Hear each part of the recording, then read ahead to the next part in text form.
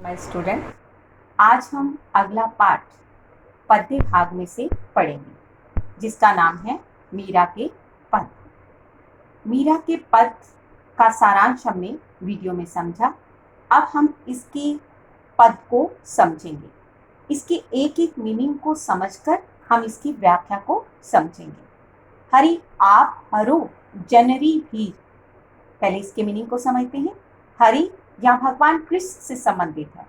आप हमारी, हरो हरना, जन भक्त जनों की, यहाँ पर मीरा से संबोधित भी है और भक्त जनों से संबंधित भी है।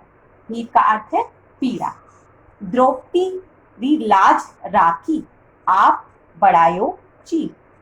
द्रौपदी की लाज बचाने के लिए राखी रखना, आप बढ़ायो, आपने, चीर वस्त्र को बढ़ाया। अब हमने इसके मीनिंग को समझा। अब हम इसी मीनिंग से इसकी व्याख्या को जोड़ते हैं। मीरा भगवान कृष्ण को कहती है कि आप भक्त जनों की पीड़ा को हरो, अर्थात मेरी पीड़ा को हरो। यहाँ पर जन का अर्थ मीरा से संबोधित भी है और भक्त जनों से संबंधित भी है। मीरा अपने आराध्य भगवान कृष्ण को कहती है कि आप भक्त जनों की पीड़ा को हरो।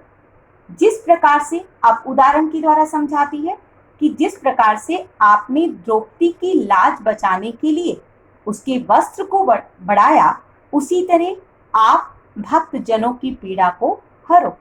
यहाँ तक मेरी बात समझ में आई? आगे पढ़ते हैं। भक्त कारण रूप नर हरि धर्यो, आप शरीर। यहाँ एक उदाहरण के द्वारा समझाते हैं। यहाँ पर भक्त क्या है बच्चे? यहाँ नाम नहीं दे रखा, मैं आपको बता देती हूँ। यहाँ भक्त प्रहलाद के बारे में बताया गया है। यहाँ पर भक्त प्रहलाद की रक्षा करने के लिए भगवान ने नर हरि, नरसिंह का रूप धारण किया था। आप इस बात को जानते होंगे कि हिरण्यकश्यप को मारने के लिए भगवान ने नरसिंह का रूप धारण किया था।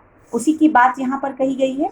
भक्त प्रहलाद की रक्षा करने के लिए भगवान ने नरसिंह का रूप धारण किया और भक्त प्रहलाद की रक्षा की। यहाँ तक मेरी बात समझ में आई? एक बार फिर करते हैं। भक्त प्रहलाद की रक्षा करने के लिए भगवान ने नरसिंह का रूप धारण किया और भक्त प्रहलाद की रक्षा की। किससे? हिरण्यकश्यप से। बूढ़तो गजराज राख्यो, काटी कुंजर पीर। बूढ़तो डूबते हुए, गजराज हाथी, राख्यो रक्षा, डूबते हुए हाथी की रक्षा की। ये मीनिंग है। व्याख्या अभी हम करेंगे। काटी काटना, कुंजर हाथी, यहाँ पर कुंजर भी हाथी है और गजराज भी हाथी है, दोनों का मीनिंग सेम है। पीर का मीनिंग पीड़ा को हरना। अब इस मीनिंग को समझते हैं।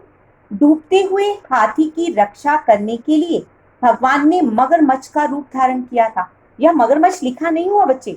इस मीनिंग को समझाने के लिए मैं आपको समझा रही हूँ कि इसने लाइन को पूरा नहीं लिखा है। इसने सिर्फ इतना लिखा है कि डूबते हुए हाथी की भगवान ने रक्षा की और उसकी पीड़ा को हरा, लेकिन उस मीनिंग को आपको समझना होगा, तभी ये लाइन आपको समझ में आएगी। डूबते हुए हाथी की कैसे रक्षा की? यहाँ पर लिखा हुआ है, काटी कुंजर पीर। कुंजर होता है हाथी, पीर होता है पीड़ा। हाथी की पीड़ा को कैसे काटा, अर्थात हरा। डूबते हुए हाथी की रक्षा मगरमच्छ से की। यहाँ एक कथा है बच्चे, एक कहानी है कि हाथी जो था तालाब के अंदर डूब रहा था, मगरमच्छ उसके पैर को अपनी तरफ खींच रहा था। तो उस हाथी की रक्षा करने के लिए भगवान ने मगरमच्छ का रूप धारण किया और उस हाथी की रक्षा की।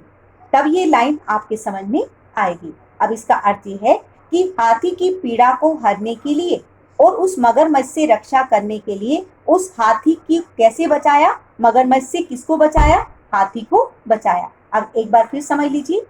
बूढ़तो गजराज राख्यो, काटी कुंजर पीर। डूबते हुए हाथी की रक्षा की और उसकी पीड़ा को हरा। ये सिंपल लाइन है, लेकिन मैंने इसको कहानी के द्वारा आपको पूरी तरह से समझाया है। दासी मीरा लाल गिरधर, हरो महारी पीर। दासी मीरा कहती है किससे? अपने आराध्य भगवान कृष्ण से। यहाँ पर लाल की है भगवान कृष्ण। हे गिरधर, एक बार क्या कहती है? हे कृष्ण, हे गिरधर, हरो, हमारी हरो क्या?